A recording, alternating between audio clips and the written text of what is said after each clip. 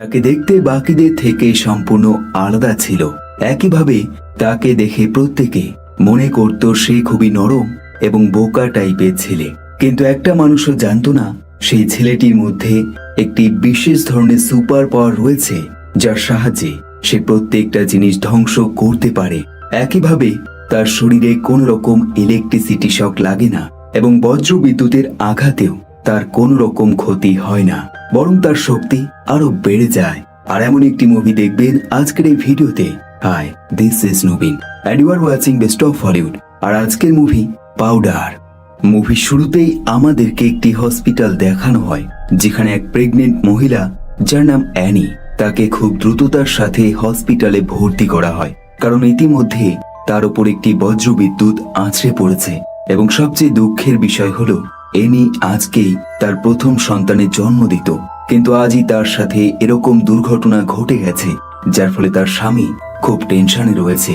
এরপর বেশ কয়েকটা ঘন্টা কেটে যায় এবং ডাক্তার অ্যানির স্বামী, যার নাম গার্গ, তাকে জানায় তার একটি ছোট্ট ছেলে সন্তানের জন্ম হয়েছে, কিন্তু সে তার স্ত্রীকে বাঁচাতে পারেনি, সে মরে গেছে।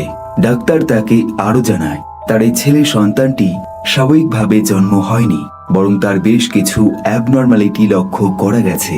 অর্থাৎ এই বাচ্চাটির মধ্যে কিছু জেনেটিক রোগ লক্ষ্য করা গেছে, আর এই রোগটির নাম হলো অ্যালবিনিজম। আর এই রোগে মানুষের চামড়া একদম সাদা রঙের হয়ে যায়। যদিও ডাক্তার শিওর নয় তার এই রোগই হয়েছে, কিন্তু এই বাচ্চাটিকে দেখে সে এটাই মনে করে, কারণ তার শরীর সম্পূর্ণ সাদা। গার্ড ডাক্তারকে তাকে তার সন্তানের কাছে নিয়ে যেতে বলে। ডাক্তারও কথা মতো তাকে পারমিশন দিয়ে দেয় এবং এখানে এসে গার্ড দেখে তার এই ছোট্ট সন্তানের সারা শরীরে বিভিন্ন রকম তার লাগানো রয়েছে এবং একটি স্পেশাল ট্রিটমেন্টে সে রয়েছে। গার্গের বেশ দুঃখ হয়, সে তার সন্তানকে অপয়া মনে করে। সে মনে করে তার জন্মের কারণে তার স্ত্রীর মৃত্যু হয়ে গেছে, তাই গার্গ তার সন্তানটিকে নেয় না, বরং এখান থেকে চলে যায়। কিন্তু অদ্ভুত ব্যাপার, এই ছোট্ট সন্তানটি এই বয়সে গার্গের চোখের জল দেখে বেশ ইমোশনাল হয়ে যায় এবং তার মধ্যে এখন থেকে আবেগ জিনিসটা তৈরি হয়ে যায়।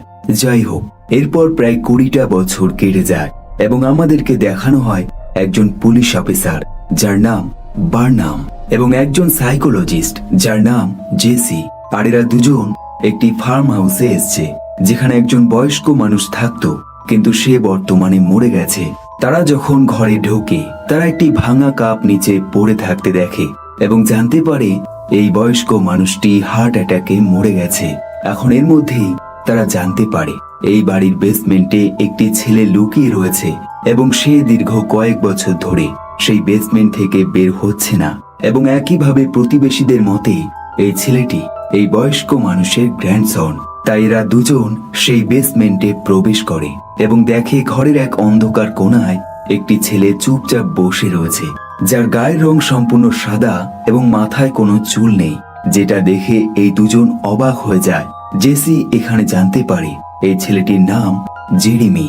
আসলে জেরিমি হলো সেই ছেলেটি যাকে তার বাবা হসপিটালে অপয়া ভেবে রেখে দিয়ে চলে গিয়েছিল।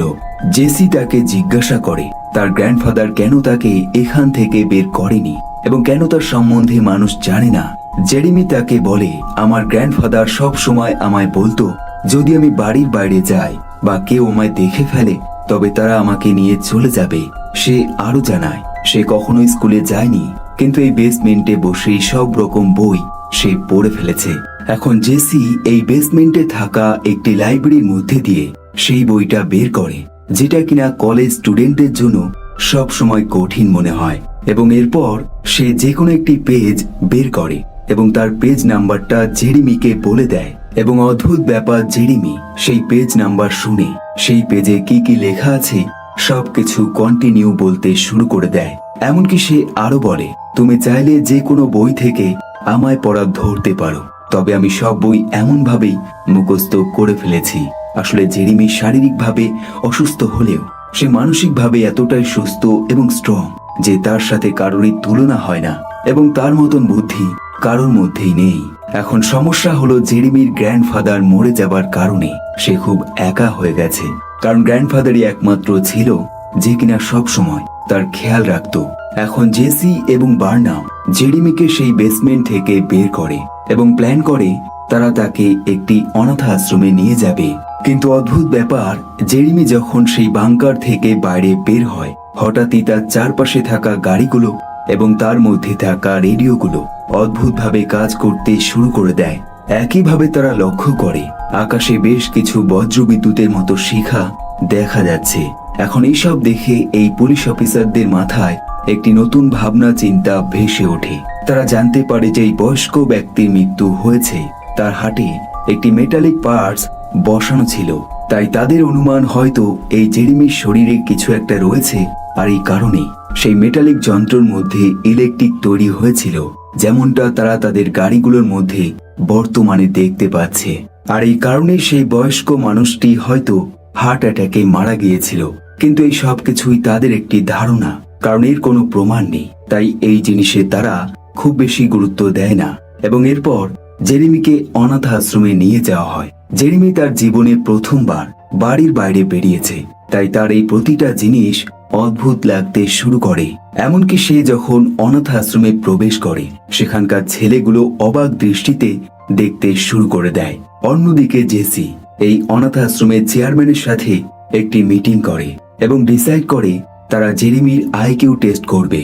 পরের দিন লাঞ্চের সময় হলে জেরিমি প্রত্যেকের মতোই একটি টেবিলে বসে পড়ে এবং তার চারপাশে এই অনাথাশ্রমের বাকি ছেলেগুলো থাকে। এখন যেহেতু সে ছোটবেলা থেকেই একা থেকে এসেছে, তাই তার এই ছেলেগুলোর সাথে কথা বলা মোটেও পছন্দ হয় না। কিন্তু তার পছন্দ না হলেও বাকি ছেলেগুলো তাকে বিরক্ত করতে ছাড়ে না। আসলে এই ছেলেগুলো জেরিমির মতো শান্ত এবং চুপচাপ ছেলে কখনোই দেখেনি। তাই তারা ডিসাইড করে নেয় এই ছেলেটিকে তারা বিরক্ত করবে। তাই বেশ কিছু ছেলে তার কাছে আসে এবং তাকে বিভিন্ন রকম প্রশ্ন করতে শুরু করে দেয়, যেমন তাকে দেখতে এমন কেন, এবং সে কি এলিয়েন, এবং একইভাবে তার কি কোনো রোগ রয়েছে। আর এরকম বিভিন্ন রকম প্রশ্ন তারা করতে শুরু করে দেয়। কিন্তু জেরিমি একটা প্রশ্নের উত্তর দেয় না, বরং নিজেকে শান্তভাবে চুপ করিয়ে রাখে। কিন্তু ছেলেগুলো এখানেই থামে না, বরং তাকে জানায় যে এই ছেলে এই অনাথাশ্রমে প্রথমবার আসে, তাকে বেশ কিছু নিয়ম পালন করতে হয়, যেমন দিনের প্রথম খাবারটা তাদেরকে দিতে হবে এবং একইভাবে তাদের কথা মতো কিছু কাজ করতে হবে। আর এই বলে এই ছেলেগুলো জেরিমিকে তার হাতের চামচটা নাকের মাধ্যমে লাগিয়ে রাখতে বলে, যেটা কিনা অসম্ভব। কিন্তু এই কাজটা জেরিমিকে করতেই হবে। আসলে এরা জেরিমিকে এভাবেই টর্চার করতে চায়। প্রথম দিকে জেরিমি এই জিনিসটা না করে দেয়, কিন্তু এই ছেলেগুলোর মধ্যে যে প্রধান থাকে, যার নাম জন, সে তাকে ধমকি দেয় এবং জানায় তাকে এটা করতেই হবে।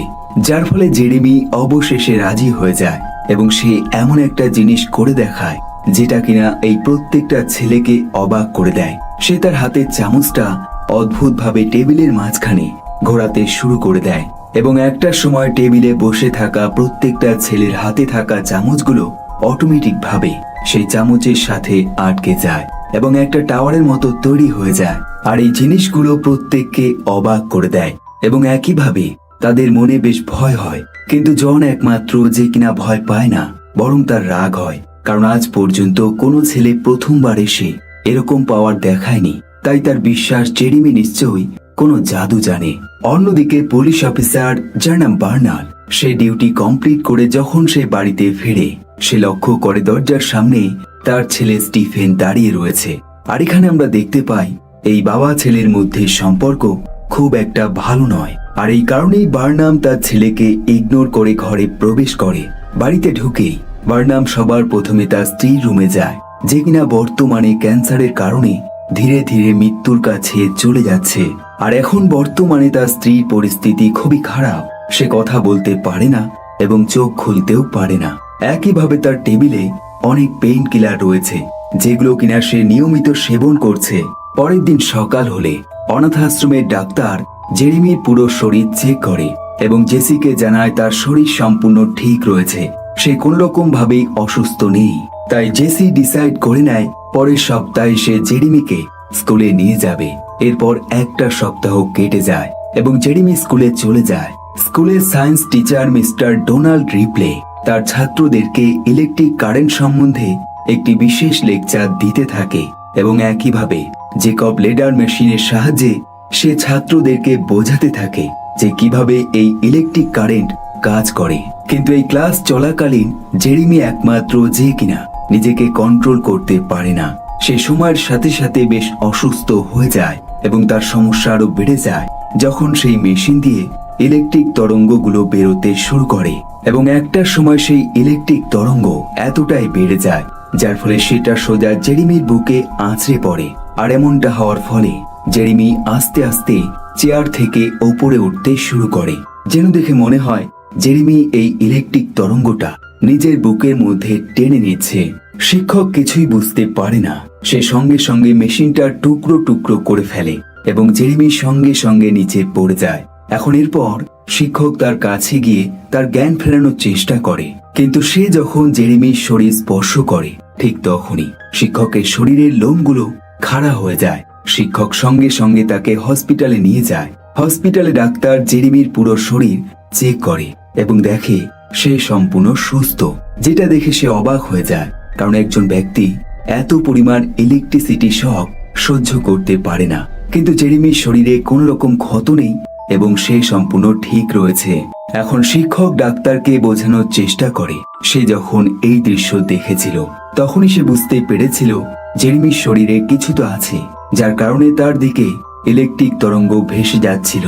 একইভাবে তার নিজের শরীরের লোমগুলো খাড়া হয়ে গিয়েছিল, আর হয়তো এই কারণেই জেরেমির শরীরে কোনো রকম লোম নেই এবং সে ইলেকট্রিক সহ্য করতে পারে।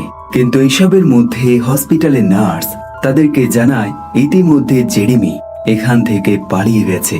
এখন জেরেমি সবার প্রথমে তার গ্র্যান্ডফাদারের বাড়ির উদ্দেশ্যে যাত্রা শুরু করে দেয় এবং এই যাত্রাপথে তার সাথে একটি মেয়ের দেখা হয় যার নাম লিন্ডি।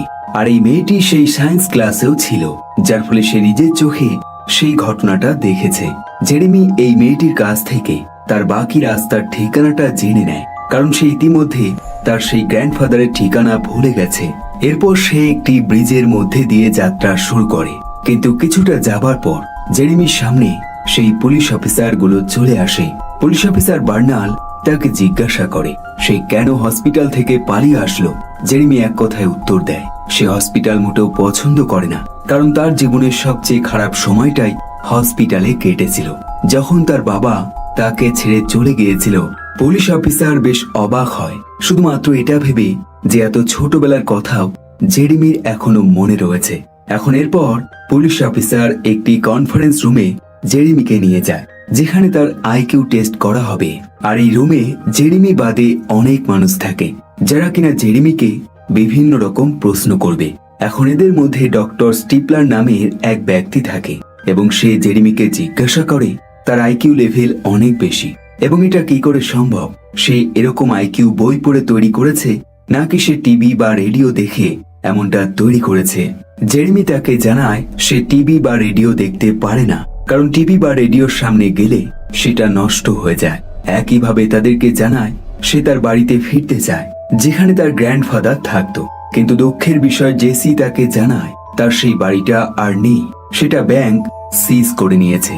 এরপর জেরেমি স্কুল একটি নতুন অ্যাক্টিভিটির প্ল্যান করে, যেখানে তারা একটি ভিন্ন লোকেশনে একসাথে ঘুরতে যায়, শুধুমাত্র জেরেমির মনটাকে ভালো করার জন্য।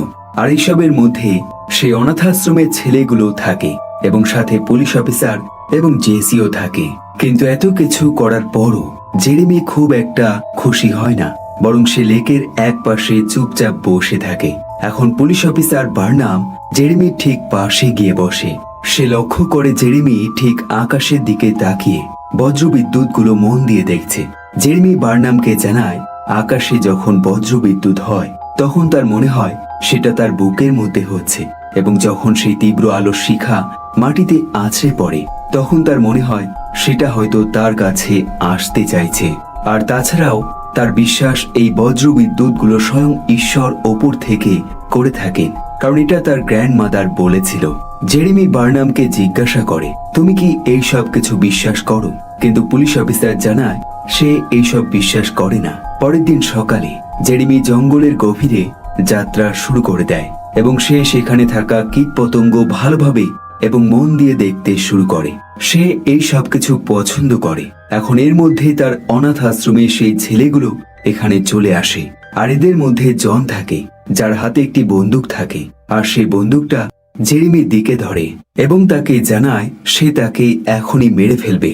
কিন্তু এর মধ্যে জঙ্গলের অন্য পাশে একটি বন্দুকের আওয়াজ তারা শুনতে পায়, যার ফলে জন তার বন্দুক নিচে নামিয়ে দেয় এবং প্রত্যেকটা ছেলে সেই দিকে দৌড়াতে শুরু করে।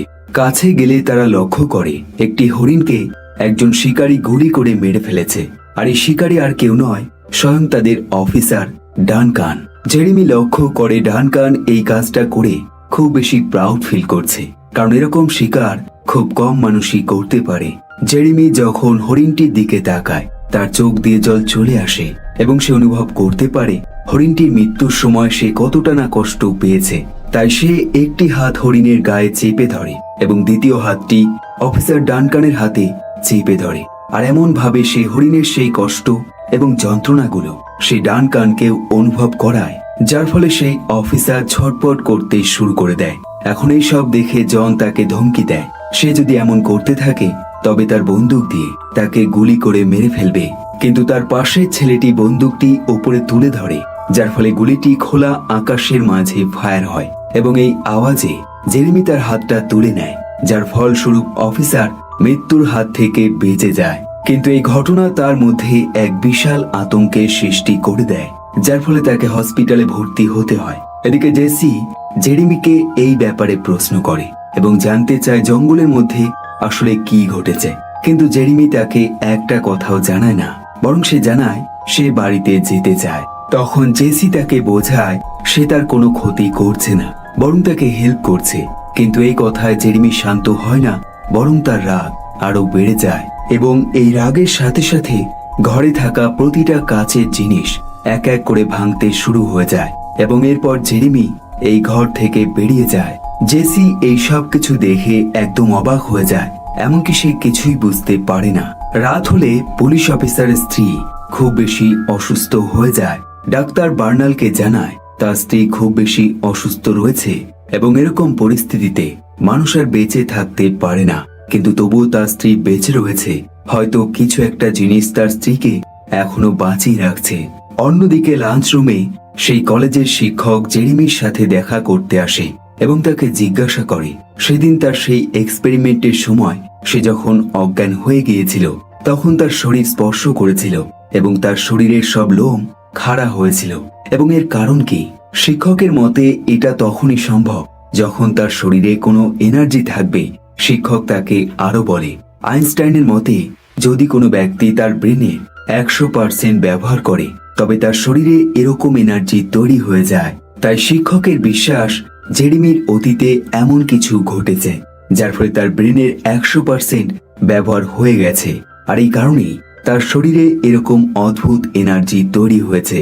তাই শিক্ষক চায় জেরেমির সাথে বন্ধুত্ব করতে এবং তার এই অদ্ভুত শক্তি সম্বন্ধে জানতে চায়, যাতে এই জিনিসটা ভবিষ্যতে ছেলে মেয়েদের কাছে সে পৌঁছে দিতে পারে।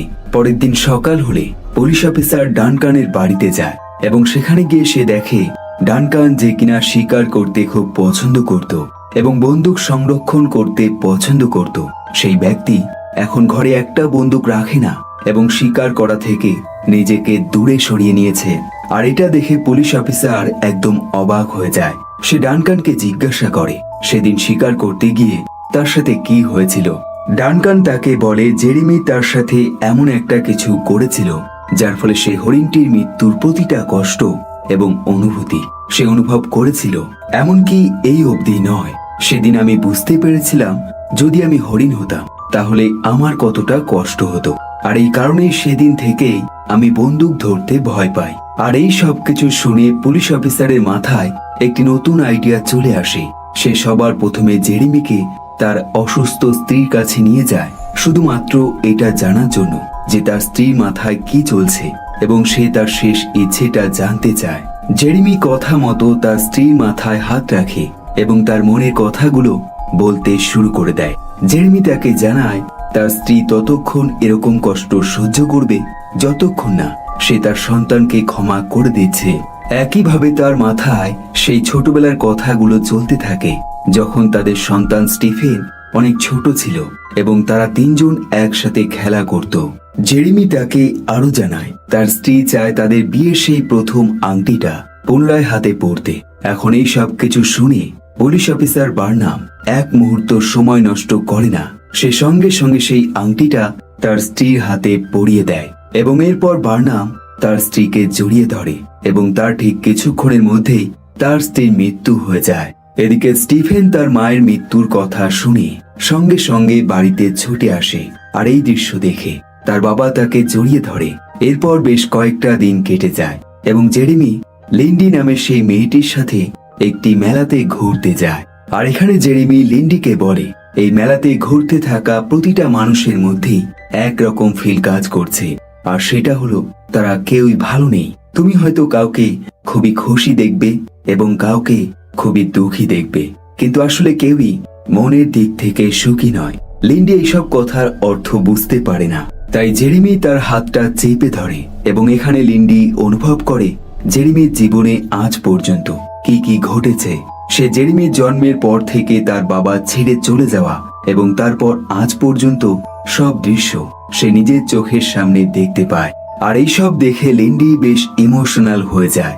জেরেমি তাকে প্রশ্ন করে, আমি কি খুব খারাপ দেখতে, অথবা তুমি কি আমায় দেখে বিরক্ত হও? লিন্ডি তাকে এক কথায় জানায়, মোটেও না, তুমি মোটেও খারাপ দেখতে নও, বরং তুমি সম্পূর্ণ আলাদা এবং সুন্দর দেখতে। আর এই বলে তারা একে অপরকে জড়িয়ে ধরে। আর এই দৃশ্য লিন্ডির বাবা দূর থেকে দেখে ফেলে। সে সঙ্গে সঙ্গে জেরেমি জামার কলারটা চেপে ধরে এবং তাকে বাজে বাজে কথা বলতে শুরু করে দেয়, একইভাবে তাকে অপমান করে। জেরেমি একদম চুপ হয়ে যায়, কিন্তু তখনই জেসি সেখানে চলে আসে এবং সে লিন্ডির বাবাকে অর্ডার দেয় সে যেন এখনই জেরেমিকে ছেড়ে দেয়। লিন্ডির বাবার কাছেও আর কোনো রাস্তা থাকে না, তাই সে তার মেয়েকে নিয়ে এখান থেকে চলে যায়। জেরেমি যে কিনা লিন্ডিকে পছন্দ করত, সে এই সব কিছু দেখতে পেয়ে তার মনটা আরো একবার ভেঙে যায়। তাই সে এই অনাথাশ্রম ছেড়ে চলে যাওয়ার প্ল্যান করে।